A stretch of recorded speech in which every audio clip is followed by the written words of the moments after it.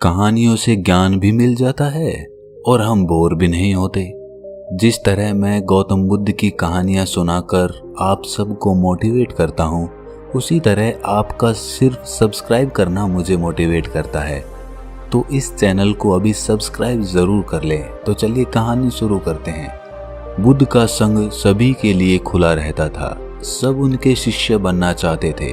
कुछ लोगों को तो बुद्ध सीधे अपने संग में शामिल कर लेते थे, तो कुछ को कहते थे कि तुम एक दिन शमशान में जाकर रहो। इसी प्रकार एक आदमी बुद्ध के पास आया और कहा कि मुझे आपका शिष्य बनना है। बुद्ध ने उस आदमी को कहा कि तुम्हें मेरा शिष्य बनने के लिए एक पूरा दिन शमशान में बिताना होगा और तुम वहाँ जो कुछ भी सीखोगे मुझे आकर बताओगे। उसके बाद ही तुम संग में शामिल हो पाओगे। वो आदमी ये सुनकर घबरा गया। उसने बुद्ध से कहा कि दिन में तो ठीक है, लेकिन रात में शमशान में रहना बहुत खतरनाक है। बुद्ध ने कहा, कैसा खतरा? आदमी ने कहा, अरे वहां तो भूत प्रेत भी होंगे, वो मुझे पकड़ लेंगे तो? बुद्ध ने कहा, क्या तुमने भूत प्रेत देखे हैं? आदमी ने कहा, नहीं, पर मैंने सुना है और कुछ लोगों को देखा है जिसमें भूत आ जाते हैं, वो अजीब अजीब हरकतें करने लगते हैं। इस पर बुद्ध ने कहा, तो तुम्हारे पास ये सुनहरा अवसर है ये जानने का कि भूत प्रेत होते हैं या नहीं होते हैं। तुम वहां सिर्फ एक रात गुजारो और फिर विश्लेषण करके बताना कि भूत प्रेत होते हैं या नहीं होते। अगर तुम्हें वो मिल गए तो तुम उनका विश्लेषण करना कि वो कैसे होते हैं, और अगर नहीं मिले तो तुम ये भी जान जाओगे कि वो नहीं होते हैं। तुम घबराना मत, वहां जो भी घटना होगी तुम आकर अगले दिन मुझे बताना। आदमी ने कहा, ठीक है बुद्ध, अगर आप कहते हैं तो मैं एक पूरा दिन और रात शमशान में गुजार लूंगा। बुद्ध ने कहा, तो फिर ठीक है, अभी तुम आश्रम में आराम करो और कल सुबह ही शमशान के लिए निकल जाना। बुद्ध ने अपने 4 शिष्यों को कहा कि ये आदमी कल शमशान जाएगा, तुम उसके पीछे जाना और उस पर नजर रखना, उसका ध्यान रखना, पर याद रहे उसे ये बात पता ना चलने पाए कि तुम उसका पीछा कर रहे हो। अगले दिन वो आदमी बुद्ध के पास गया और बोला, जैसा आपने कहा था मैं शमशान के लिए निकल रहा हूँ। बुद्ध ने उस आदमी से कहा, ठीक है, अब तुम जा सकते हो। वो आदमी शमशान के लिए निकल गया। अगले दिन वो आदमी बुद्ध के पास आया। बुद्ध उसे देखकर मुस्कुराए और बोले, तुमने एक पूरा दिन वहां पर गुजारा, तुमने क्या देखा और क्या सीखा? आदमी ने कहा, मैं वहां सुबह सुबह गया था। कुछ देर बाद मैंने देखा कि कुछ लोग एक अर्थी लेकर आ रहे हैं। कुछ लोग सामान्य थे तो कुछ लोग बेहद खुश थे। उस बुजुर्ग के बेटे ने अपने पिता की चिता को उसके बाद अग्नि दी। वो सब वहां पर कुछ देर तक खड़े रहे। उसके बाद एक एक करके सब लोग वहां से जाने लगे। थोड़ी देर बाद वहां 2 और अर्थी आई, जिसमें एक अर्थी किसी अमीर आदमी की थी जो बहुत सजी हुई थी, उसमें बहुत सारे लोग थे, जबकि दूसरी किसी गरीब आदमी की थी जो बेहद साधारण थी, उसमें थोड़े बहुत लोग थे। अमीर आदमी की चिता चंदन की लकड़ी पर जलाई गई, जबकि गरीब आदमी की साधारण लकड़ी पर।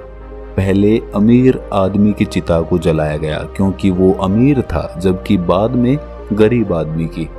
थोड़ी देर बाद दोनों आदमी की चिता को जला दिया गया।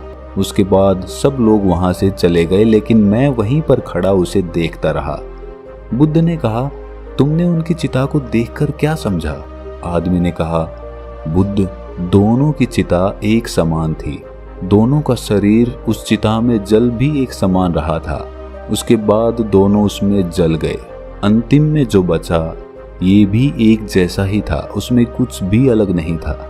हे बुद्ध, उसके बाद वहां एक स्त्री की अर्थी आई। उस स्त्री का पति बेहद दुखी था और वहां आए सभी लोग भी काफी दुखी थे। वो सभी उसके पति को सांत्वना दे रहे थे। उसमें मैंने देखा कि बहुत लोग काफी ज्ञानी थे। वो ज्ञान की बातें कर रहे थे। वो सब महाज्ञानी कह रहे थे कि यहाँ तो एक न एक दिन सबको ही आना है। जीवन हमें ज्ञानता और परोपकार से जीना चाहिए। किसी को कभी भी कष्ट नहीं देना चाहिए। धन के पीछे हमेशा भागकर कुछ नहीं होता है। अंतिम में हम सबको एक दिन शमशान में ही जाना होता है। उसके बाद वहाँ कोई नहीं आया और मैं पूरी रात वहीं पर रहा और अगली सुबह आपके पास आ गया। बुद्ध ने कहा, क्या तुम्हें वहाँ कोई भूत प्रेत दिखा? आदमी ने कहा, नहीं, मुझे वहाँ कोई भूत प्रेत नहीं दिखा। पूरी रात मैं अपने आप से डरता रहा, पत्तों से डरता रहा, जानवरों की आवाज़ों से डरता रहा, लेकिन पूरी रात में मुझे कोई भी भूत प्रेत नजर नहीं आया। ये सुनकर बुद्ध ने उस आदमी से कहा, ठीक है, अब तुम जाओ और आश्रम में जाकर आराम करो। कल फिर एक दिन और रात के लिए तुम्हें शमशान में जाना होगा। वो आदमी ये सुनकर बोला कि आप कैसी बातें कर रहे हैं? आपके कहने पर आज मैं पूरा दिन वहां रुका। वो समय मैंने कैसे काटा है मैं ही जानता हूँ। अब मैं दोबारा वहां नहीं जाऊंगा। बुद्ध ने कहा, जो खास चीजें तुम्हें वहां जाकर मिलती वो तुम्हें अभी तक नहीं मिली है। तुम एक दिन और वहां गुजारो, तुम्हें वो अवश्य मिल जाएगी। ये सुनकर आदमी कहता है, ठीक है, मैं आपके कहने से एक बार और चला जाता हूँ। ये कहकर वो आदमी आश्रम में जाकर आराम करने लगा। अगले दिन वो आदमी फिर बुद्ध का आशीर्वाद लेकर वहां से शमशान के लिए चला गया। एक पूरा दिन बिताकर वो अगले दिन फिर बुद्ध के पास आया। बुद्ध ने पूछा, तो तुम्हें वो चीज मिली? आदमी ने कहा, हाँ, मुझे वो मिली। बुद्ध ने पूछा, तो बताओ तुम्हें वहां क्या मिला? आदमी ने कहा, मैंने देखा कि कुछ लोग शाम को मुझे अर्थी पर लेकर आ रहे हैं। मेरे पीछे कुछ 15-20 लोग चल रहे हैं और मुझे 4 कंधों पर उठा रखा है। मेरे पिता आगे आगे चल रहे हैं। कुछ लोग मेरे ऊपर फूल फेंक रहे हैं और मेरे कुछ रिश्तेदार मेरे पीछे चल रहे हैं। वो लोग बेहद दुखी थे। मेरे पिता और भाई भी बहुत दुखी हैं। कुछ लोग उनमें से दुखी होने का नाटक कर रहे हैं तो कुछ लोग मेरे पिता को सांत्वना दे रहे हैं। वहीं दूर खड़ा मेरा भाई बेहद दुखी है। कुछ लोग उसे सांत्वना देकर बोल रहे हैं कि तुम ही अब सबके इकलौते वारिस हो, तो कुछ लोग कह रहे हैं कि ये गलत हुआ। वो लड़का तो अभी जवान था, अभी तो उसने कुछ देखा भी नहीं था और उसके साथ ऐसी घटना हो गई। तभी मुझे अर्थी पर लिटा दिया गया और सारा क्रियाकर्म खत्म किया जाने लगा। मैं ये सब अर्थी पर लेटे देख रहा था। मैंने उस अर्थी से उठना चाहा लेकिन मैं उठ नहीं सका। मैं सांस लेना चाहता था लेकिन सांस भी नहीं ले पा रहा था क्योंकि मेरे अंदर सांस ही नहीं थी। मैं अपने पिता को गले लगाना चाहता था लेकिन मैं उठ नहीं सकता था। मैं अपने भाई को गले लगाना चाहता था, उसे कहना चाहता था कि तुम माता पिता का ध्यान रखना, लेकिन मैं बस लेटा लेटा सब कुछ देख सकता था लेकिन कुछ कर नहीं सकता था। उसके बाद मेरी चिता पर लकड़ियां सजाई जा रही थीं और मुझे उस चादर के पार कुछ दिखाई नहीं दे रहा था। फिर उसके बाद मुझे गर्मी महसूस होने लगी। फिर मैंने देखा कि मुझे जलाया जा रहा है। मेरे हाथ पैर जलने लगे हैं, मेरी हड्डियां, खाल सब जलने लगा था। धीरे धीरे अग्नि और ज्यादा बढ़ गई थी। मैं वहां से उठना चाहता था, मेरा दम घुट रहा था, मैं सांस लेना चाहता था लेकिन मैं ऐसा कुछ नहीं कर पा रहा था। मैं उस अग्नि में पूरी तरह खो गया। मैं पूरी रात खुद को ऐसे ही जलता हुआ देखता रहा। मैंने देखा कि अंतिम रूप में मेरे पास केवल राख ही बची हुई थी। उस पूरी रात ना तो मैं डरा ना ही मुझे डर का एहसास हुआ। पता नहीं मैं पूरी रात कहाँ खोया हुआ था। और सुबह होते ही मैं आपके पास आ गया बुद्ध मुस्कुराए और बोले कि अब तुम संग में शामिल हो सकते हो और वास्तव में ध्यान और ज्ञान होने के लिए ध्यान का बीज अंदर होना जरूरी है। वो बीज तुम्हें वहां कल रात मिला जब तुमने जाना कि वहां सब कुछ नश्वर है।